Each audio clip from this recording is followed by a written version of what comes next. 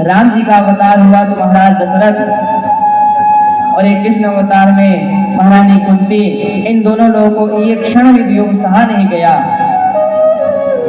एक क्षण भी वियोग को सहा नहीं गया। अब पांडव भी तुरंत द्रौपदी को साथ ले जाकर के परीक्षित को सत्ता का भार सौंपकर हिमालय यात्रा करते करते अंत में परम धाम को प्राप्त हुए। अब महाराज परीक्षित ने सत्ता को संभाला। पांडवों के राज्य में जुआ खेला जाता था, मदिरा की जाती थी, पर धर्मात्मा परीक्षित के राज्य में कहीं कुछ नहीं होता था। एक दिन परीक्षित ने सुना कि हमारे राज्य की सीमा में कलयुग का प्रवेश हो गया, तो तुरंत सेना जमा करके सजा करके निकल पड़े भ्रमण के लिए। और एक जगह बहुत अटपटा दृश्य देखा। एक गाय और बछड़ा आंखों से आशीर्वाद हो रहा है और एक दुष्ट उनके पीछे पीछे उनको मार रहा है, ताड़ना कर रहा है। तुरंत महाराज परीक्षित को इतना गुस्सा आया कि उनके आंखों से अंगार बरसने लगा।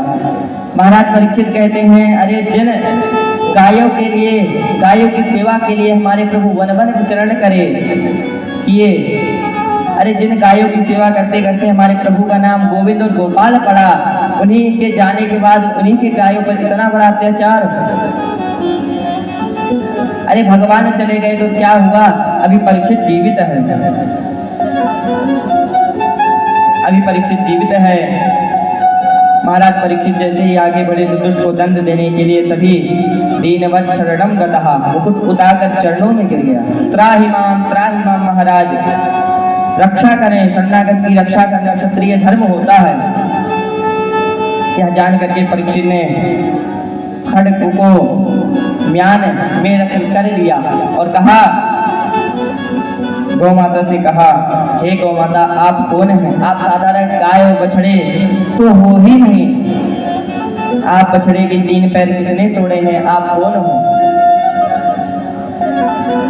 गाय माता तो कुछ नहीं बोले, पर तो जो बछड़ा था वो बोल पड़ा।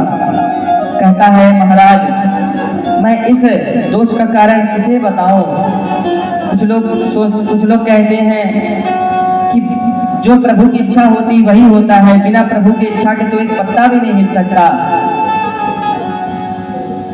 और कुछ लोग कहते हैं कि ग्रहों की दशा खराब हो जाती है तो ऐसा होता है। और कुछ लोग कहते हैं कि जो